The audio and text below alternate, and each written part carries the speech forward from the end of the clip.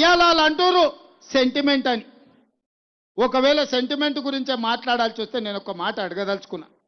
2007లో ఈ హైదరాబాదు నగరానికి పేదోళ్ళ గుండెల్లో దేవుడుగా కొలువపడ్డ పి జనార్దన్ రెడ్డి ఆయన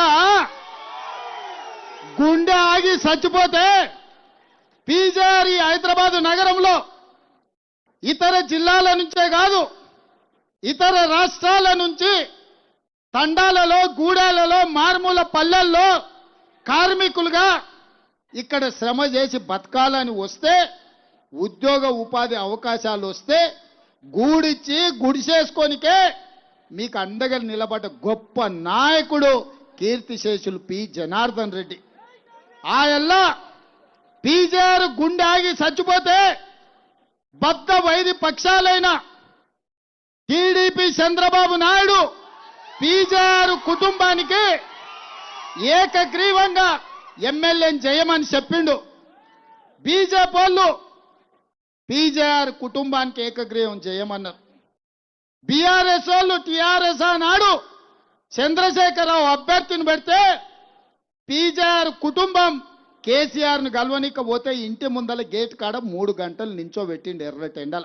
ఇవాళ మా ఆడబిడ్డ విజయారెడ్డి ఈయనే ఉన్నది, అడుగురు పీజేఆర్ బిడ్డ ఉన్నది. ఆయల్లా ఎన్నికలు వద్దు, మా బాపు చచ్చిపోయిండు, మా సోదరికి టికెట్ ఇచ్చిర్రు, చంద్రబాబు నాయుడు మాకు అండగా నిలబడ్డాడు, చంద్రశేఖరరావు నువ్వు మాకు ఏకగ్రీవం చేయమని ఈ ఆడబిడ్డలు వాళ్ళ తల్లి పీజేఆర్ భార్య పోయి అడిగితే 3 గంటలు ఎండకు నిలబెట్టి వెనక్కి పంపించిండు. కానీ కనికరం లేని కసాయి కేసీఆర్ ఆనాడు పీజేఆర్ మీద అభ్యర్థి, ఆ కుటుంబం మీద అభ్యర్థిని పెట్టి ఒక మంచి సాంప్రదాయాన్ని తుంగలో దొక్కిన దుర్మార్గుడు చంద్రశేఖరరావు తారక రామారావు కాదా అని నేను అడుగుతున్నా. ఇవాళ వచ్చి సెంటిమెంటు ఇవాళ ఓటేయండి అని అడుగుతున్నారు. నేను అడుగుతున్నా సన్నాసిని, 3 సార్లు జూబ్లీ హిల్స్లో మిమ్మల్నే గెలిపించారు కదా, 2 సార్లు నీ అయ్యాన్ని ముఖ్యమంత్రిని చేసిండ్రు, నిన్ను మున్సిపల్ మంత్రిని చేసిండ్రు కదా, ఎన్నడన్నా ఈ బస్తీలకు వచ్చినవా? గాయల్లో వాన వస్తే నీళ్లు నిండితే నేను ముఖ్యమంత్రి ఉండొచ్చి బస్తీలలో తిరిగిన, అమీర్పేట చౌరస్తాలో నిలబడి ఎందుకు ఈ ప్రాంతం మునిగిపోతుంది, కృష్ణకాంత్ పార్కు నుంచి యూసుఫ్ గూడ, వెంగళరావు నగర్, సోమాజిగూడ, అమీర్పేట ప్రాంతంలో పేదోళ్ళు సంపాదించుకున్న ఇండ్లు నీళ్లలో మునుగుతుంటే ముఖ్యమంత్రిగా నేను వచ్చి ఆ సమస్యకు పరిష్కారం చూపించాలని రోడ్లు వలగొట్టించి మీ ఇళ్లకు నీళ్లు రాకుండా సాఫీగా నీళ్లు పోయేటట్టు చేసిపోయినా. మున్సిపల్ మంత్రిగా ఎన్నడన్నా వచ్చిండా? గాలి మోటార్లో తిరిగిండు, బెంజ్ కార్లో తిరిగిండు. ఇవాళ మాత్రం రబ్బ చెప్పులు వేసుకొని ఆటోలలో తిరుగుతుండు. ఆటోలలో తిరిగి ఏం చెప్తుండే?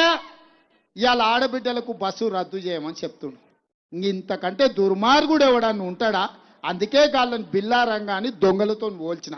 మీరేమంటారు సోదరులారా? బిల్లా రంగాలే కదా, ఆ బిల్లా రంగాలు బస్తీకి వస్తే గిట్ల కరెంటు పోలు చూసి కట్టేయరు, భాష సినిమాలో కట్టేస్తారు కదా, గట్ల కట్టేసి కరెంటు షాకు పెట్టుర్రి. 10 ఏళ్ళు చేసింది ఏందో చెప్పమని అడుగుర్రి. 2 సార్లు ముఖ్యమంత్రి మున్సిపల్ మంత్రికి అవకాశం ఇస్తే మా బస్తీలకు ఏం చేసినామని లెక్క అడుగురు. ఇవాళ కంటోన్మెంట్లో ఉప ఎన్నికలు వస్తే శ్రీ గణేష్ను గెలిపిస్తే 4,000 కోట్ల రూపాయలు మంజూరు చేసి 30 ఏళ్ల నుంచి తీరని సమస్యల్ని ఆర్మీ వాళ్ళతో మాట్లాడి భూమి తీసుకొని ఇవాళ ఎలివేటెడ్ కారిడార్లు కట్టిస్తున్నాం. అక్కడ ఆర్మీ ల్యాండ్లో కట్టుకున్న పేదోళ్ళకి ఇవాళ పట్టాలు ఎన్నిక ప్రయత్నం చేస్తున్నాం.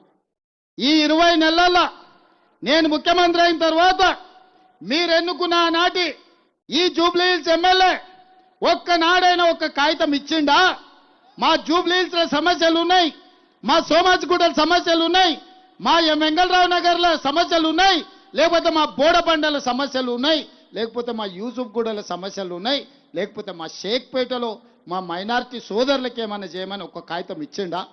కాగితం ఇవ్వకపోతే ఇవ్వకపోయిండు. ప్రతిపక్ష నాయకుడిగా, ప్రతిపక్ష ఎమ్మెల్యేగా అసెంబ్లీలో ఎన్నడైనా ప్రభుత్వాన్ని అడిగిండా?